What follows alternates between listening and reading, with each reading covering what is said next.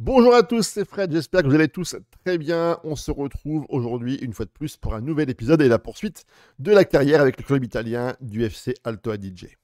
Malheureusement, je me suis un petit peu laissé emballer par les performances de la partie et j'ai continué à jouer sans m'arrêter et j'ai oublié de sauvegarder. Alors on se retrouve aujourd'hui pour faire directement la clôture de la fin de saison. On fera un bilan du championnat, de la LDC, de la Coupe d'Italie et on clôturera bien sûr la vidéo par un traditionnel point sur les performances individuelles, mais également aussi sur éventuellement le mercato qui se prépare parce que l'an prochain, on se doit de préparer une équipe compétitive pour rester bien au top dans le championnat italien. Alors pour le mercato hivernal, eh bien pas de départ, pas d'arrivée. On est resté sur les mêmes joueurs, on continue dans la stabilité de façon à ne pas désorganiser l'effectif pour cette dernière partie de saison. En revanche, au niveau de la tactique, pas mal de modifications et une révolution sur le plan de jeu utilisé. Je joue maintenant dans un 3-4-1-2, une défense à 3, devant laquelle on va retrouver un double pivot composé d'un sentinelle et d'un milieu de terrain défensif soutien. Sur les côtés, deux joueurs d'aile et de couloir, deux ailiers intérieurs qui auront pour fonction de repiquer dans l'axe pour venir appuyer un milieu de terrain offensif, mais surtout pour venir donner des ballons importants à deux buteurs avancés, Ivan Lopez et Benjamin Betno.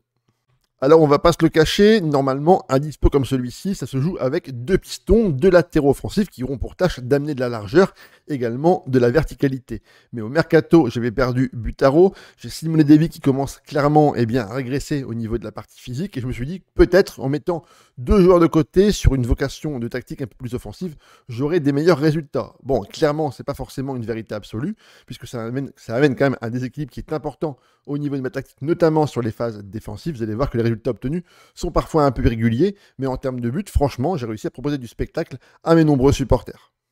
Au niveau des profils qu'on doit utiliser pour les centraux, c'est normalement des joueurs qui sont assez intelligents, qui comprennent bien le football et qui ont un sens collectif important, parce qu'ils sont généralement un petit peu laissés à l'abandon par les joueurs de côté. Il faut donc qu'ils aient une très grosse solidité défensive, aussi bien au niveau du placement, du marquage, de l'anticipation, pour être vraiment solide et réussir à anticiper les coups de l'adversaire. Pour les deux pivots, deux profils globalement assez différents. Un mec vraiment typé défense, solide, un véritable rock qui saurait amener de la stabilité et un joueur devant votre ligne de 3. Et un joueur à côté un petit peu plus créatif qui va monter légèrement plus haut de façon à pouvoir distribuer le ballon sur les joueurs qui seront placés devant lui. Pour les deux ailiers, deux joueurs qui ont un profil relativement similaire, à savoir de l'accélération, de la vitesse, du centre, de la passe, de l'appel de balle, du volume de jeu, de l'endurance, parce que placés assez bas au niveau du terrain, ils vont devoir répéter des efforts pour aller très haut, mais également pour pouvoir revenir sur le plan défensif. Donc vraiment des joueurs qui seront relativement complets, aussi bien dans la partie technique, mentale que physique. Pour le numéro 10, des notes relativement classiques, à savoir du contrôle de balle, du dribble, de la passe, de la vision du jeu, du sang-froid, de l'inspiration, de la décision et de l'anticipation. C'est un joueur globalement là aussi assez complet, mais qui va devoir être extrêmement présent dans la création, mais parfois aussi dans la finition. Pour le duo de buteurs, moi je suis parti sur deux attaquants avancés, mais si vous avez des profils qui sont un petit peu différents, à savoir un attaquant complet, ou éventuellement, pourquoi pas, un attaquant de pressing, c'est là encore de très très bonnes options pour pouvoir aller chercher très haut et pour pouvoir gêner la relance de l'équipe adverse. Au niveau des consignes collectives, la mentalité est suréquilibrée. On va retrouver une fluidité d'équipe sur flexible. Ça veut dire que les joueurs auront libre choix à eux de choisir de prendre plus de risques ou moins de risques selon le déroulement de la rencontre. Avec le ballon, on va avoir un style de jeu plus court et un rythme plus élevé. On va chercher à prendre la défense de vitesse, à centrer de loin et on va avoir un jeu un peu plus large pour laisser à notre numéro 10 le choix de pouvoir organiser parfaitement le jeu. Attention tout de même à la consigne ici. Passer dans les espaces, contre les blocs bas, je vous conseille vraiment de le retirer. Contre les blocs plus hauts qui vont être amenés à créer du jeu et avoir un impact important au niveau de la domination et de la possession, là en revanche, vous allez pouvoir cocher cette option. En transition, on va chercher immédiatement à récupérer la balle grâce à un contre-pressing. Et dès qu'on va récupérer la balle, tout de suite, on va partir en contre pour amener le danger, pour désorganiser la défense de l'équipe adverse. Pour les relances du gardien, des relances rapides qui seront données immédiatement aux 3 décès devant la défense et sans le ballon, une ligne offensive plus haute, une ligne défensive là encore plus haute. On va déclencher le pressing plus souvent, on va essayer d'empêcher des relances courtes au niveau du gardien, mais surtout, on va s'engager plus pour amener un combat physique important à l'équipe adverse. Alors, comme vous pouvez le voir, au niveau des résultats, on a été très irrégulier, on a eu énormément de mal à enchaîner des résultats et à proposer des séries positives pour amener des points. Un enchaînement de matchs nuls relativement important, vous allez le voir que ça a une conséquence très importante au niveau du classement final du championnat. On s'est arrêté fin octobre et on a enchaîné tout de suite avec 2 matchs nuls Contre la Lazio et la AS Roma, vous me direz en soi, c'est pas dégueu, c'est de grosses écuries de la Serie A, mais encore une fois, c'est des matchs qu'on aurait pu remporter, et malheureusement, on n'a pas été assez bon dans la finition, et du coup, sur 6 points, malheureusement, là, on n'en prend que 2. Contre l'Atalanta, on a réalisé une performance remarquable. On s'impose 3-0, un doublé d'Ivan Lopez et un but de Benjamin Metno ont permis à l'équipe de prendre la confiance et d'avoir enfin un très gros match référence dans cette fin de saison. Dans la rencontre, on a été extrêmement dominant, on a été là encore extrêmement créatif, emmené par un très bon numéro 10 qui a su apporter de très nombreuses solutions. Ivan Lopez a fait preuve d'une finition absolument remarquable et en fin de rencontre, on a marqué un beau but sur une action collective extrêmement bien menée. Ça fait vraiment du bien de pouvoir voir l'équipe évoluer comme ça. Un excellent ballon pour une très belle tête du petit joueur Benjamin Betno pour conclure ce très beau succès collectif. Après ces 2 beaux succès de rang, malheureusement, on n'a pas été capable de pouvoir enchaîner les résultats positifs. Contre l'équipe de Monza, on s'incline à l'extérieur sur un but 1-0. Dommage, je pense qu'on aurait pu faire mieux. Mais l'équipe de Monza, on a toujours du mal. Une équipe qui est extrêmement difficile à négocier, très solide défensivement. Et on a toutes les peines du monde à aller chercher un résultat positif contre eux. C'est un petit peu dommage quand même toutefois. Ensuite, contre l'équipe de Naples à la maison, je pensais pouvoir aller chercher la victoire. On a marqué un but très tôt dans la rencontre grâce à Ivan Lopez, juste après la reprise à la 48e minute de jeu. Malheureusement, derrière, on a été trop soumis, trop passif. On a été acculé par une très bonne équipe sur le plan offensif napolitaine et on a pris 2 buts en fin de rencontre, un but à la 83e et un but à la 90+1. C'est dommage parce qu'on laisse vraiment passer des points importants pour la fin de saison. En revanche, sur le mois de janvier et février, on a été très solide sur le plan défensif, mais aussi sur le plan offensif. Aucune défaite sur plus de 2 mois, ce qui est vraiment très intéressant et très impactant pour pouvoir essayer de conclure au mieux la fin de saison. Contre l'Hellas Vérone, on s'impose 3-2. On va ensuite mettre une véritable raclée à Empoli à la maison, 4-0. Fodesila, Ivan Lopez, Raresilier et le petit Vladi sont les différents artisans de ce très très beau succès collectif. Contre Bologne, malheureusement, match nul, 4 buts partout. Franchement, un match très équilibré, très ouvert, 2 très très belles équipes de ballon. On va d'ailleurs ensemble voir tout de suite un petit peu le déroulement et le déroulé du match. Comme vous allez pouvoir le voir, 2 équipes avec un style de jeu totalement différent. D'un côté, nous, avec une équipe qui joue de façon relativement écartée dans la largeur au niveau du terrain. Par contre, les joueurs de Bologne, eux, ont pris le choix d'un jeu beaucoup plus axial, beaucoup plus serré, avec éventuellement des passes beaucoup plus courtes. En tout cas, 2 styles de jeu diamétralement opposés qui se sont parfaitement maîtrisés et un score de 4 buts partout, relativement bien mérité pour les 2 compositions d'équipe. Au niveau des stats de la rencontre, vous voyez, c'est relativement bien équilibré, de très grosses occasions de part et d'autre. Nous, on finit avec 18 tirs, 10 cadrés, 2,37 d'XG. Eux, 13 tirs, 8 cadrés, quasiment 3. Enfin, dans la rencontre, le 4-4, franchement, il n'est pas immérité. Et il y a eu énormément de spectacles, aussi bien sur le terrain que dans les tribunes. Pour les 3 derniers mois de compétition, il y avait 33 points à prendre. On n'en a pris que 15. On n'a pas été solide défensivement. On a concédé trop de buts. On a fait trop de matchs nuls et ça a eu un impact considérable sur les performances et sur le classement final. On a enchaîné de très très grosses rencontres. On a joué la Juve, l'Inter, la Lazio, Rome. Franchement, c'était extrêmement compliqué. Et contre des équipes qui sont habituées à jouer des compétitions européennes, des équipes qui sont des concurrents directs pour le haut du classement, malheureusement, on n'arrive pas à gagner. Et si on se veut aller titiller et aller chercher encore plus haut, on se doit de prendre des points, mais au moins d'aller chercher au moins une victoire sur les 4 matchs. Et là, clairement, ça n'a pas du tout été le cas. Et vraiment, c'est extrêmement décevant. Du coup, contre la Juve, on s'incline 5-1. Là, franchement, on a été absolument ridicule. On a pris une véritable leçon de football. Contre l'Inter, on arrive à aller chercher un match nul. Malheureusement, on prend encore une fois un but en fin de rencontre à la 93e par un but et un exploit de Bradley Barcola. Contre la Lazio, il ne s'est absolument rien passé. Match nul, 0 partout. Et contre la Roma, on a pris un carton rouge en fin de match. On a, là encore, été extrêmement dominé. On a fait preuve de résilience. On a bien maîtrisé la partie défensive. Mais offensivement, vraiment, on a été trop mauvais et vraiment trop doux. Contre Salento, merci Ivan Lopez qui marque un triplé. Franchement, sans lui, je ne sais pas ce qu'on ferait, mais il a vraiment été tout simplement le meilleur joueur de la saison. Contre l'Atalanta, on s'incline 3-2. Encore une fois, on avait un avantage certain à la mi-temps. On menait 2-0 et en fin de rencontre, on a craqué. On prend 2 buts par Matteo Retegui qui marque à la 78e et à la 86e. Encore une fois, les fins de match sont vraiment terribles. Et pour conclure, 3 matchs de championnat. On fait match nul contre Monza à la maison. Match nul, un but partout. Encore une fois, un but de Rafa Mir à la 90+2 Je vous l'ai dit, hein, c'est vraiment terrible de perdre des points dans ce genre de match. Contre Naples à l'extérieur, 0 partout. Et pour finir, contre Genoa, enfin une victoire contre l'équipe de Gênes. On s'impose 1-0, un but d'Ivan Lopez. Alors au niveau du classement, que dire? On finit 6e, c'est plutôt pas mal. On a encore une équipe qui est pronostiquée pour finir à peu près entre la 13e et 15e place, mais c'est extrêmement frustrant.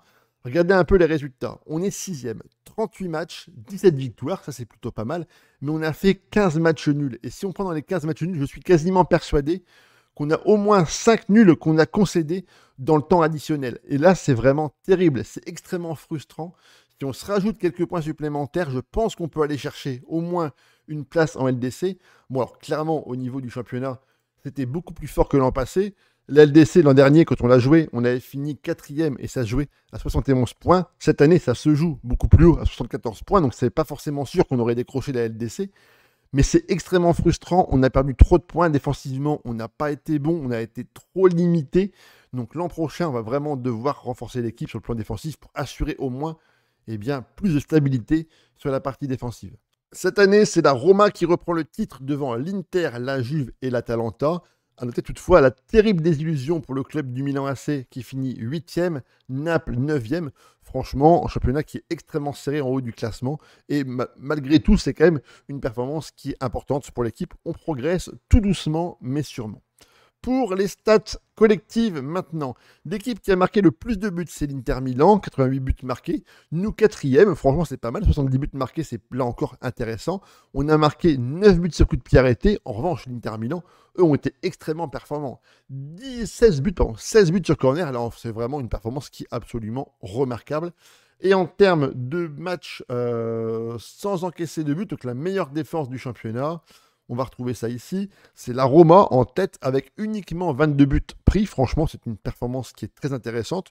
Nous, on a pris un but par match. 38 matchs, 38 buts encaissés.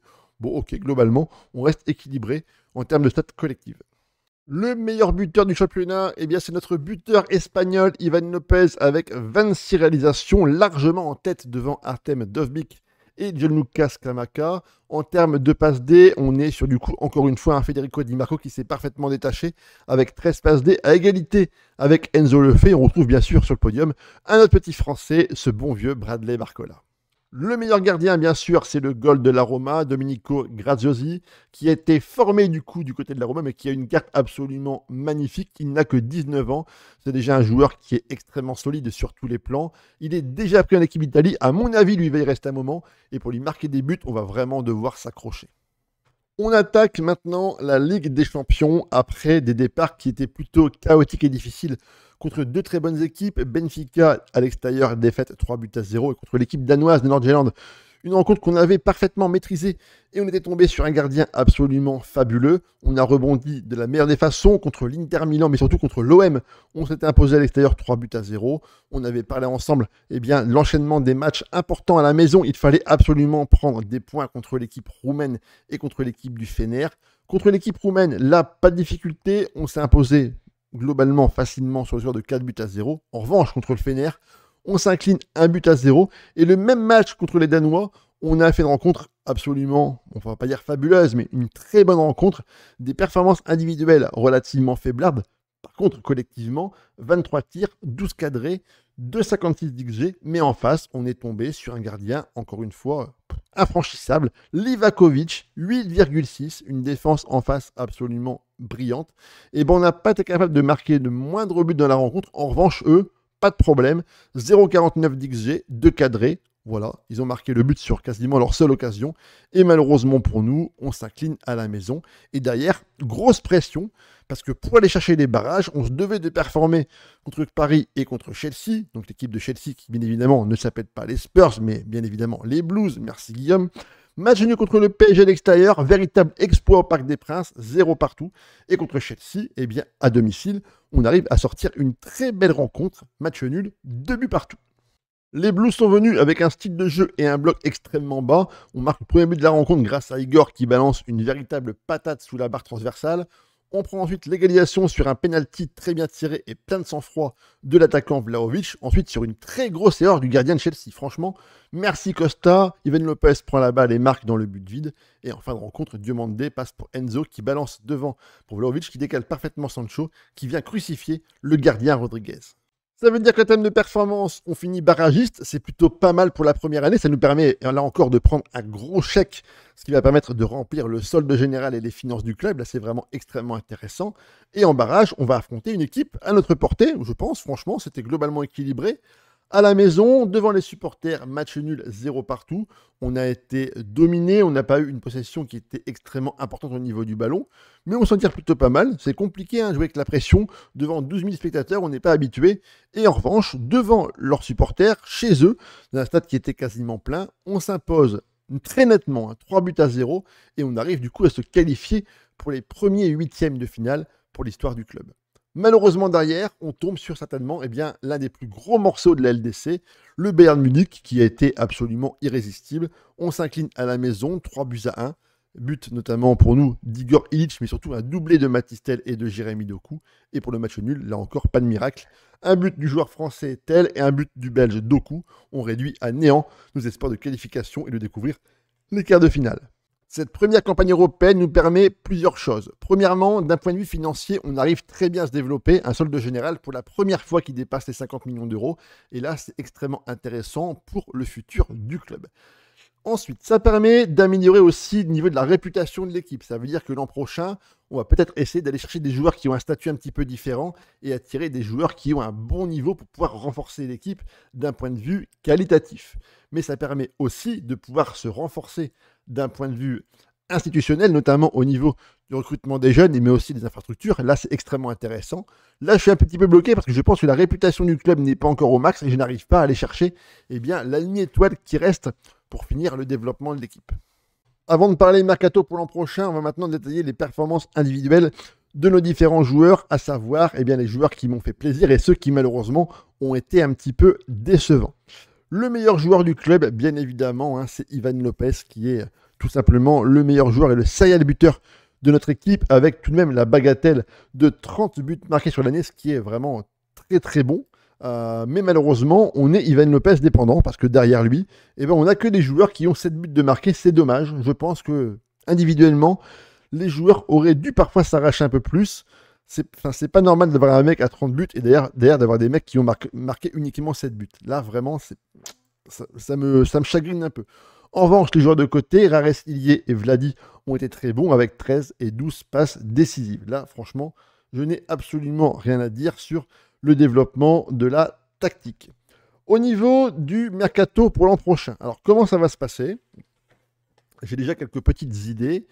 J'ai pour but d'aller chercher un très gros numéro 10, parce que Strelzek, il est bon, mais à mon avis, c'est un petit peu limité.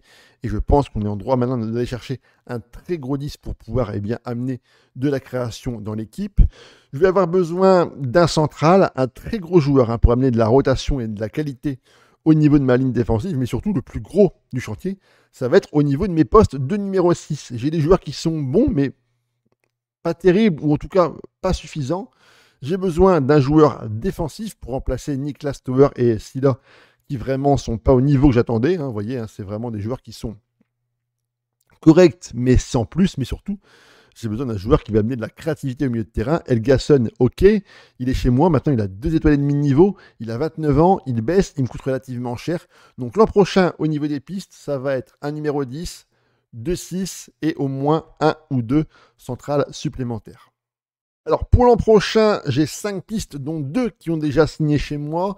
Le premier joueur qui va nous rejoindre, c'est Azola Davids. C'est un joueur sud-africain. Il a un profil extrêmement intéressant. Je l'ai acheté pour 400 000 € par mois. Donc c'est vraiment une bouchée de pain. En plus, au niveau du salaire, il n'est pas gourmand du tout. Il est déterminé. Je pense qu'il a un potentiel extrêmement intéressant. Moi, j'aime beaucoup les Sudaf. Ce sont de très très bonnes surprises. Et je pense que lui, en remplaçant de Vladi, ce sera, je pense, une excellente recrue. Ensuite, j'ai fait signer Ronald Rentaria, joueur de milieu de terrain. Alors, un profil plutôt polyvalent qui peut occuper différents postes. Joueur colombien, il a 19 ans, un très gros profil. En plus, il a l'avantage d'être très bon au niveau de l'adaptabilité, donc il va pouvoir s'acclimater assez facilement à son nouvel environnement. Et au niveau de mes pistes prioritaires, j'ai ciblé 3 joueurs. Le premier, c'est Alexei Korolkov, dont j'avais déjà parlé dans la vidéo précédente, mais je pense que pour 20 millions d'euros, si j'arrive à les mettre sur la table, il va venir chez moi de façon quasiment certaine. Mais j'ai vraiment hâte, en tout cas, de voir comment ça va se dérouler avec lui. Ensuite, un joueur du Liechtenstein, c'est Tim Hasler. Là encore, un joueur qui peut évoluer sur un côté pour remplacer Rares Ilie sur mon équipe et sur mon flanc gauche. C'est un très beau joueur, hein. Il a 17 ans, il est déjà plutôt bien formé. Techniquement, mentalement et physiquement, c'est plutôt là encore extrêmement intéressant. En plus, très bon au niveau de la perso, c'est vraiment très intéressant. Et mon dernier coup de cœur, c'est Marcos Furtado à Peñarol. Là, c'est vraiment un joueur qui techniquement est extrêmement bon. Il peut jouer milieu axial, meneur de jeu avancé, mezzala, meneur de jeu en retrait. Enfin, un profil extrêmement polyvalent et intéressant. Lui, franchement, je pense que si je pose 6 millions d'euros, il va venir à la maison. Mais tout va dépendre vraiment de l'enveloppe transfert que mes dirigeants vont me filer pour le mercato estival. La vidéo est maintenant terminée. Vous allez pouvoir me retrouver tout de suite grâce aux vignettes qui vont s'afficher au niveau de votre écran pour me retrouver sur de la tactique, du tuto, encore différentes expériences. Bien évidemment, on n'oublie pas l'abonnement gratuit, bien sûr, le like, le commentaire et le partage. C'est hyper intéressant et important pour le référencement et la visibilité de la chaîne. Je compte également sur vous pour pouvoir nous rejoindre sur Twitch grâce au lien en description, mais également venir sur Discord pour venir avec nous partager vos différentes expériences et vos différents coups de cœur sur ce FM. Allez, ciao les gars.